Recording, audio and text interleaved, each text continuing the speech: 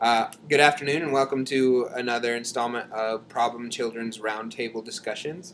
My name is Sidney Jensen and we'll be leading this discussion with Jazmin Montgomery, Kayla, Symanski, and Annie Turner.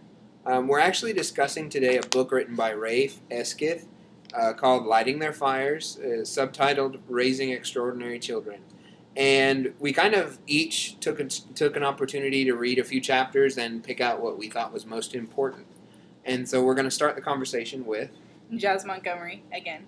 Anyway, I would like to start the topic with the fourth inning we read upon, where Rafe took his group of kids to a baseball game, and we had rowdy, rude fans sitting in front of them, and how he was going to approach the situation in a way where he had to think before he acted, and to make sure that he wasn't going to affect anybody else around him, including disrespect the baseball fans. So I have a little story about my sister and I. Well, when my sister graduated in 2004 from high school, she was 18 years old. She left for a year. She came back. She had a drug addiction, which I didn't know about. My parents kept secret from me. Then she left again for another couple of years, and then she came back again to live with us. And finally I started catching on as I got older that something was wrong, and I asked my parents, and I asked her, and they sat down and explained to me what she's been doing, and Janae told me all her stories of everything that she did. And one day we were in the car, and I was getting attacked about my big mouth. I had a mouth where I would just say anything I felt like, and I wouldn't think about it. Well, what a coincidence. They were griping at me about it. My sister was saying I need to respect my mom, and I just went off, and I said, "You're not perfect, Janae. You do drugs and everything like this." And I went off about her drug addiction, and I didn't realize it was going to hurt her and touch her so much for me to mention it. And it did, and it affected her really bad. And not only that did it affect her, but it affected my mom as well. So I affected two people before thinking. And I feel like if I would have thought about it first and weighed out my pros and cons, like he mentions in the book, I would have made the situation a little better in a way where I could have helped to make sure that I was doing the right thing and not saying the wrong things. Anyway, I realized that, and I feel like children should always learn this. And my parents were never the ones to really teach it till later, so that's probably not a good thing. But I feel teachers should address it in the classroom. It would help if my teachers would address to me to think before I act and kind of work my way with it. And so would my parents at home. I would have came out to be a better child and not really burst out everything that came out of my mouth.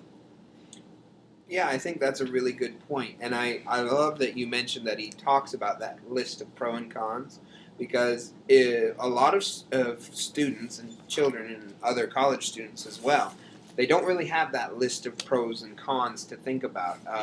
One of the point that I wanted to pull out of the book was choosing your battles. Yeah. And Rafe actually talks about a situation in the book in the pregame where he has a student that wants to stay in the classroom, but the principal had already spoken with Rafe about this and they had decided together that it wasn't a good idea to leave students alone in the classroom.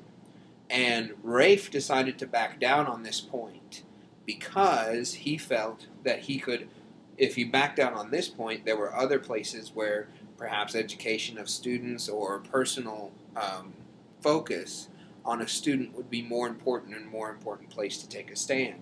And I'm sure that he did this pros and cons to come up with it. But it's really important that as a teacher, you are able to look at the situation and say, this is a point that I have to keep my ground on, and this is a point that I can give a little leeway with.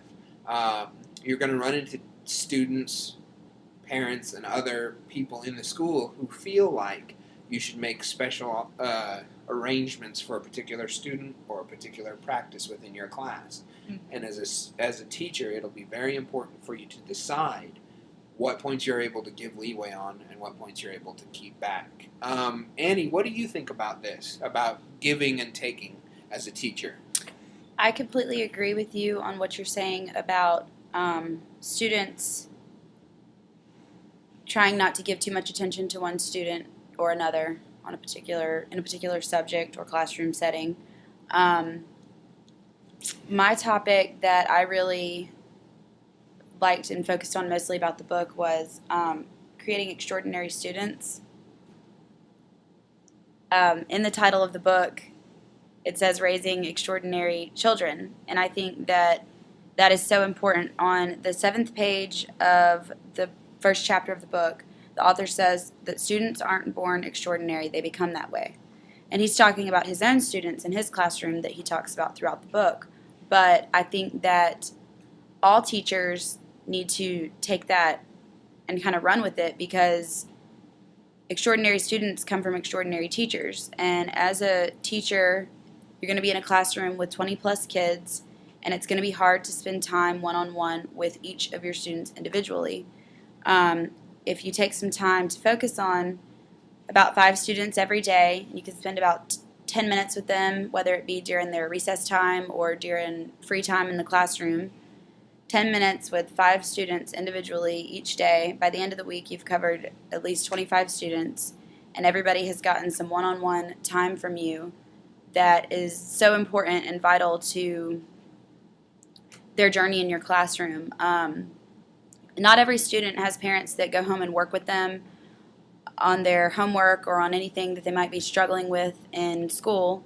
And as a teacher, it's our job to figure out which students have which struggles and which strengths, and then help them to work towards the struggles so that they become strengths. And I think that the only way that you can do this is by being an extraordinary teacher and really grasping their attention. I can count on one hand the amount of teachers that I've had in my lifetime that actually cared and that impacted my life and my educational life in a specific way. And I think that's kind of sad, because you're in school for 12 years, not including college and kindergarten and preschool. And I have 3 teachers that stand out to me that I know truly cared and truly took extra time to make sure that I was doing everything I needed to do to make good grades. Mm-hmm. One teacher in particular was in the 6th grade. She saw potential in me, and she worked with me because she noticed that I excelled in projects when I didn't necessarily excel in other areas of the class.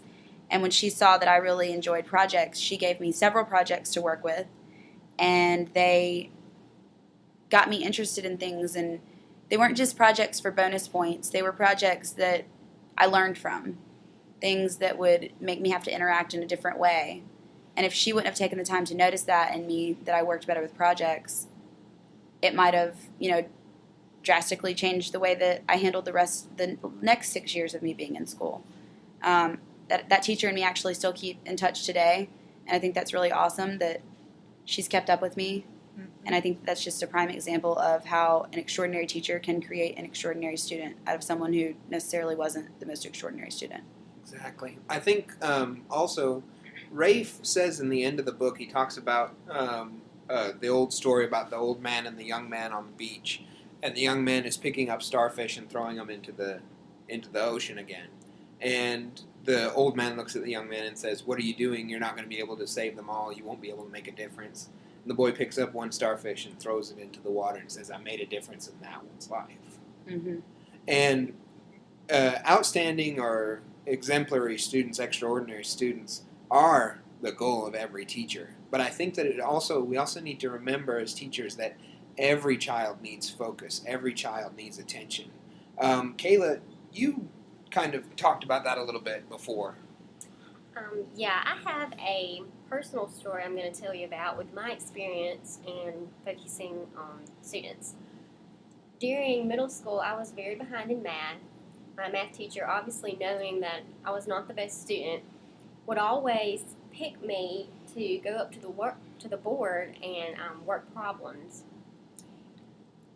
This made me feel intimidated because I was not very confident in the subject, and in my classroom I will always pay attention to those students in need, and if a student obviously has a weakness in a certain subject, I will not try to magnify it. Okay. It's really important that we also remember that every student, like with any situation, doesn't learn in the same way. Annie did better with project learning. I did okay with reading books. Some people may have done better with physical activity or with group projects. Mm-hmm. But I think the most important thing is that we always remember that when we're teaching, if we want to have extraordinary students, we need to be extraordinary teachers. Just like Annie. Okay. So, do we have any closing comments or anything before we wrap this up? Nope, I feel like we tied everything together from the book and pretty much made it exactly what we needed to say it was and made it a great discussion. If you haven't read the book, you should go out and get it and read it. It's an awesome book, and it tells a lot of stories that are very relatable to teachers in any classroom setting. Yes. So, once again, the book is Rafe Esquith's Lighting Their Fires. Kayla, did you have something else you wanted to add? Yeah, the book is a very eye-opening book for people who are just starting out to learn about teaching.